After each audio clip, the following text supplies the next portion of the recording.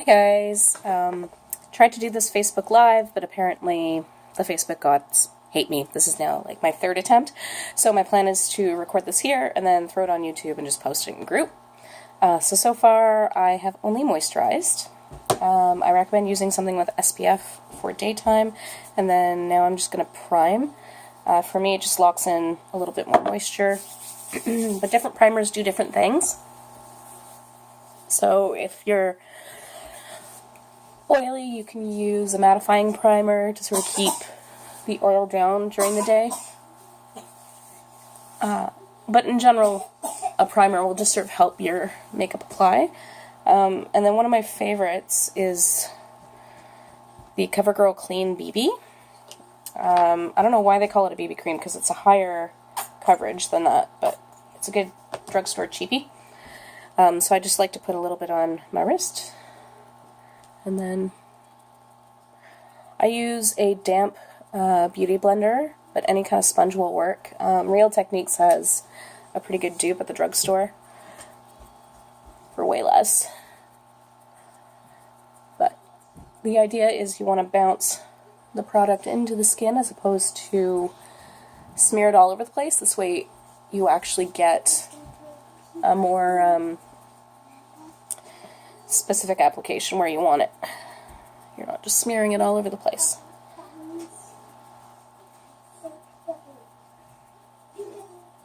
Sorry, it's evening now, so my lighting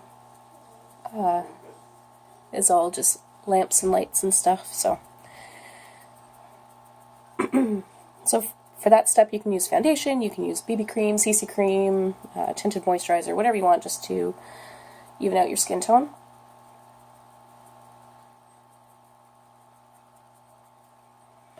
So once I do that, I like to use a concealer just to brighten up my under eye, because I've got some under eye circles.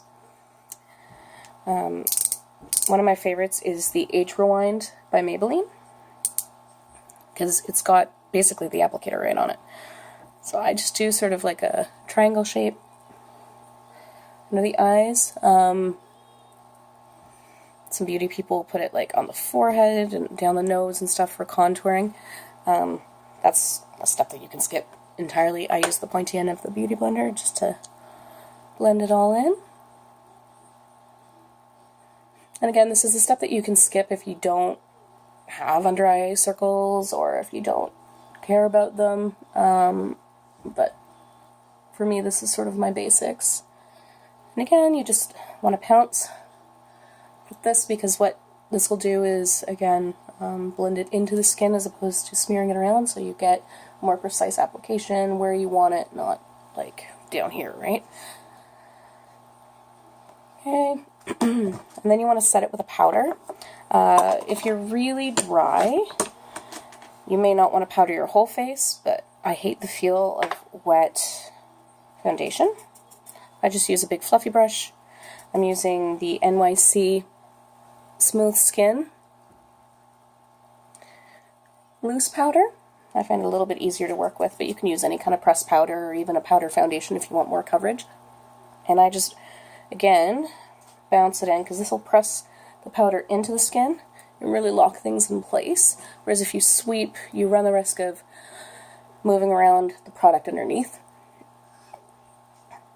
So for those of you that are a little bit more dry, you can just target the areas with the concealer and leave the rest of the face unpowdered.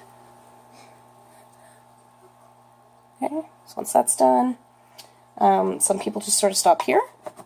I am a little bit extra, so I'm going to keep going. I've been using bronzer lately because I've been sick, so I find it warms up my face a bit and makes me seem a little less dead. And I just use this sort of around the contours of my face to contour a little bit and to make me look a little bit more alive. This is the Physicians Formula Butter Bronzer. It smells like a pina colada, which is kind of a nice bonus. So after that, same brand, Butter Bronzer Blush. Again, like Miss Marie, you probably don't need this because you have beautiful rosy cheeks anyway, but I am one of the undead, so we need a bit of color.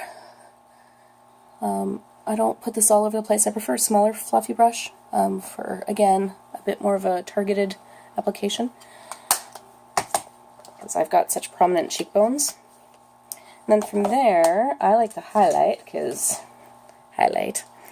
You can use like a shimmery eyeshadow or highlight from like a palette or whatever. This is the Carly Bible palette from BH Cosmetics. It's super cheap. And you just want to do that on the high points of the face. Again, totally extra step. I just love it. I've got such dry skin that anything that gives me sort of a luminous finish, I am all about. So tip of the nose, Cupid's bow, right above the eyebrows. There you go. That's basically it for face. So again, you can leave it there. For eyeshadow, there's a lot of really great sort of all-encompassing palettes at the drugstore right now that you can choose from. But for your like 5-minute face, I really recommend getting something with like a medium tone brown, or whatever color, but like medium tone matte shade to throw in the crease. And what this does is it kind of contours the eye. So I use a crease brush. I'm just going to use one of my little mirrors here so I can see what I'm doing. What you want to do is where you want the darkest color, right on the outside, is where you go first. And you just do like little circular motions. That's where it's going to deposit the most shadow. And then you want to do wipers. Like windshield wipers. Just in the crease. Comme ça.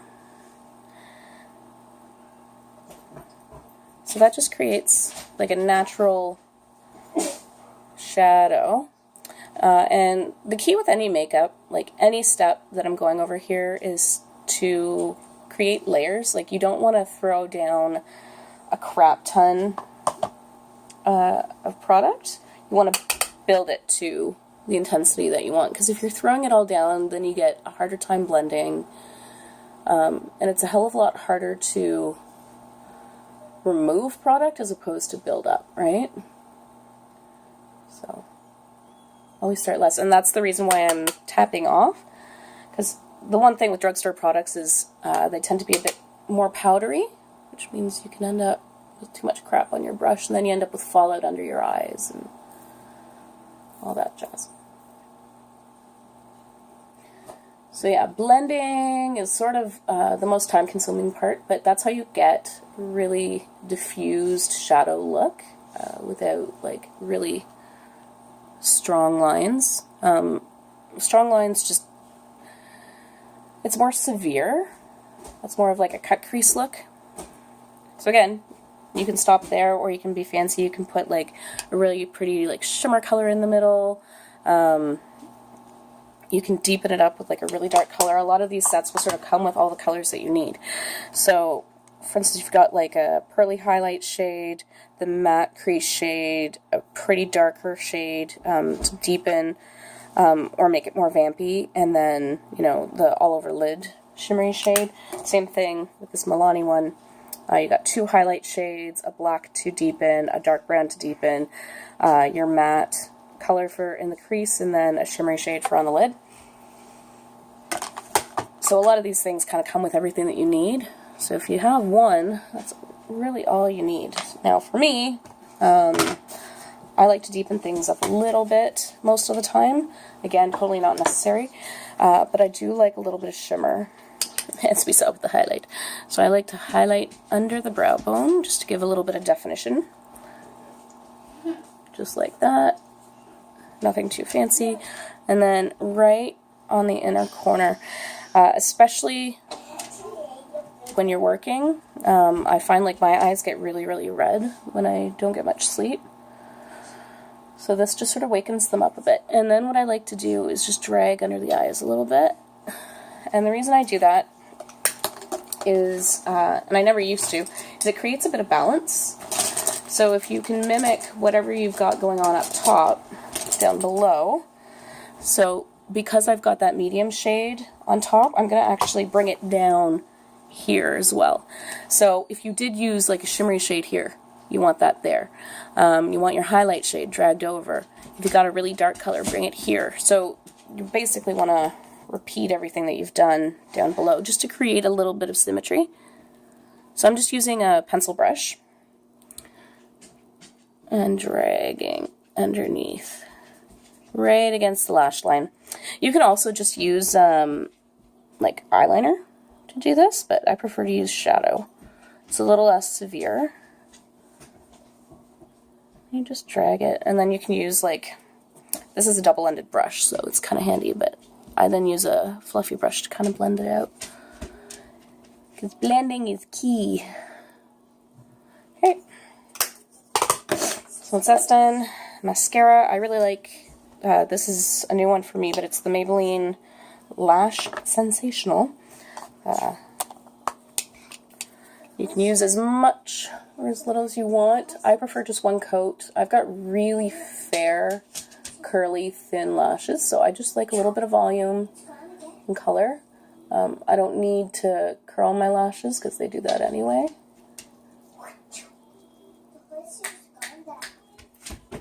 But yeah, don't mind my up the nose shot here. So if you do end up getting, like I always do, a little bit of mascara on your eyelid, don't worry about it, just let it dry. And then I'll show you, you just use like a clean spoolie or brush to brush it off later. But you don't want to touch it while it's wet because it'll actually just smear everywhere.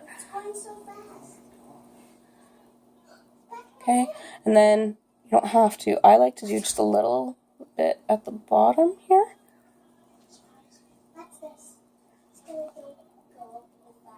Again, just to give a bit of balance. So while that's doing its thing and drying, I'm going to do my eyebrows.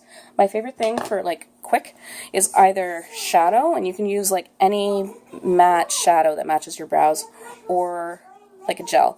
So this is the Make Me Brow by Essence. It's a couple dollars. It's a good dupe for the Benefit Gimme Brow, which is like a bajillion dollars. Such a good product. And it has like tiny little fibers, so it actually builds up, like if you have sparse spots like I do. Plus it adds color and it holds the hair in place. But it's a really great like 2-second brow product to just kind of give you an extra bit of definition, fill in those sparse areas. You just brush it in. And if you do end up getting like a bit too much product, you can either use concealer to sort of clean it up, or like a clean spoolie to brush through afterwards, just to kind of soften up the product. But I find with this, because it's so light and so natural, even if I do go a little overboard, it's really not bad. But yeah, I just comb it through, kind of shape the brows the way I want. And that's your basic face, right? So I'm just going to clean up that little mistake I made. So this is a spoolie. It's just a clean extra spoolie. You can use that to brush through your brows. Or, oh, I got something in my eye. Like me, I use it to just kind of clear off any of that mascara that transferred. So yeah, you can add eyeliner up top. You can add eyeliner to just under here now, underneath here in the waterline, whatever you want to do to kind of create different looks. But for me, I find eyeliner, because I overdid it in high school, I'm just not interested now. I'm talking to some friends, but you need to wait. So now you could use setting spray. I'm not going to bother because it's evening and we all know this is coming off soon. And then lipstick. So in terms of colors, you could really do anything with a basic look like this. You can go red for something a bit more sort of fancy. I like sort of pinky brown nudes. But really anything works. I recommend playing and trying different things. This is by Makeup Revolution. It's an Ultra Velour lip cream.